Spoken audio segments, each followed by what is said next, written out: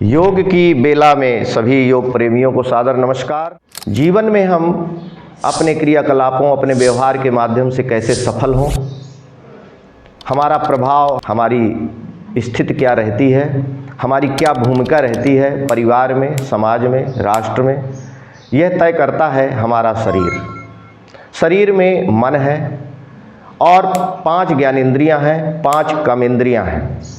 ज्ञानेंद्रियों से हमें ज्ञान मिलता है, उनके अपने विषय हैं, और कर्मेंद्रियों से हम उस ज्ञान के माध्यम से विभिन्न प्रकार के कार्यों को करके और सफलता अर्जित करते हैं। जीवन में सुख और शांति और समृद्धि की कामना लेकर के हम विभिन्न प्रकार के वर्क करते हैं। शरीर इसमें अहम भूमिका निभाता है। कहा भी गया है, शरीर माध्यम खलु धर्म साधनम। सभी साधनाओं की पूर्ति का एकमात्र साधन है यह शरीर।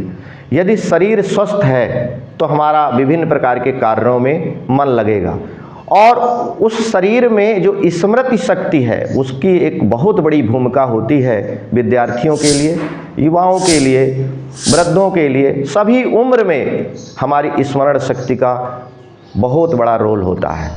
कंधे में तौलिया टंगी होती है, हम बाहर ढूंढते हैं। आँखों में चश्मा लगा हुआ है, हम चश्मा ढूंढ रहे हैं। हमने इधर से उधर कोई वस्तु रखी, थोड़ी ही देर में भूल जाते हैं। तो ये स्मरण शक्ति का ह्रास है। ये क्यों हो जाता है? तो हमारी मेधा शक्ति जो है हमारी गर्दन पर होती है, और जो छोटा मगज है वो शिखा मंडल पर होता है, और बड़ा मगज जो होता है हमारे तालू पर होता है। शिखा मंडल और तालू के मध्य का जो स्थान है, इसमें कफ की अधिकता हो जाती है, और कफ की अधिकता होने से भ्रम उत्पन्न होते हैं, स्मरण शक्ति का ह्रास होता है। कहा भी गया है कि इन इंद्रियों के अपने अपने विषय हैं, और इन विषयों की ओर ये इंद्रियां भागती हैं, और महर्षि पतंजलि जी ने इन्हीं इंद्रियों को नियंत्रित करने के लिए कहा गया है योगस् चित्त वृत्ति निरोधा। चित्त हमारा 5 प्रकार का होता है: मूढ़, क्षिप्त, विक्षिप्त, एकाग्र और निरुद्ध। हम मूढ़ अवस्था में हैं, क्षिप्त अवस्था में हैं, विक्षिप्त अवस्था में हैं। यह कफ की अधिकता, वात की विकृति और पित्त के विकार के कारण ये हमारी स्थितियां पैदा होती हैं। कहा भी गया है, गीता में भगवान श्री कृष्ण भगवान ने कहा है कि ध्यायतो विषयानुपुंसा संगस्सन सूप जायते, संगासन जायते कामः, कामात् क्रोधो अभिजायते। अर्थात विषयों का चिंतन करने वाले पुरुष की उन विषयों से आसक्ति हो जाती है, यानी अटैचमेंट हो जाता है। अटैचमेंट के रहते रहते उस विषय की पाने की कामना उत्पन्न होती है, और यदि कामना में विघ्न पैदा होता है, बाधा पैदा होती है, तो हमारे क्रोध का जन्म होता है। क्रोध का जन्म होता है वात, पित्त, कफ, लोभ। इस तरीके से हमारा क्रोध जो है छाती को जलाता है। वात, पित्त, कफ, लोभ, अपारा। तुलसीदास जी ने अपनी रामायण में कहा है, प्रीति करहीं जो तीनों भाई, उपजहीं सन्नपात दुखदाई। ऐसे विभिन्न प्रकार के, नाना प्रकार के रोग हमारे मानस में, हमारे नसनाड़ियों में, मसल्स में, सभी जगहों में, जॉइंट पेन के रूप में, तमाम तरह के बुखार आदि विकृतियों के रूप में वो सामने आता है। इससे निपटने के लिए यदि कोई समाधान है इस दुनिया में तो वह है योग। इससे अच्छा समाधान और कुछ नहीं है। तो चलिए हम देखते हैं कि हमारी जो स्मरण शक्ति है उसकी कितनी शरीर में ज़रूरत है, और उसको हम कैसे विकसित कर सकते हैं। तो इसको करने के लिए हम शरीर की स्थिति अपनी बनाते हैं, एड़ी पंजा मिलाते हैं, साम्यावस्था कहते हैं इसको।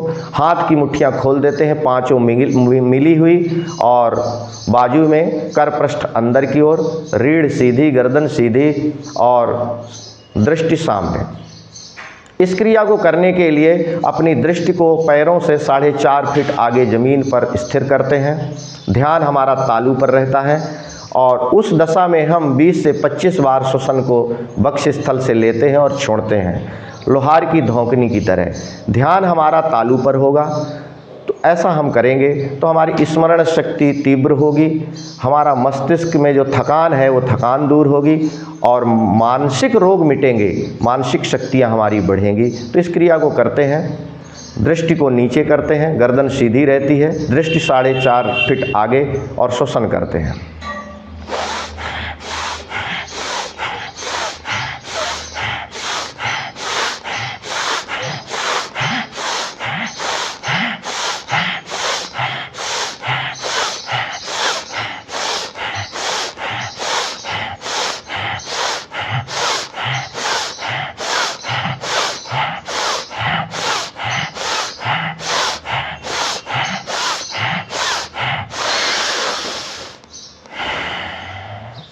रिलैक्स शिथिल ताड़ासन में विश्राम करते हैं और हमारे तालू के आसपास मस्तिष्क में जो सकारात्मक परिवर्तन हुआ है उसको अनुभव करते हैं।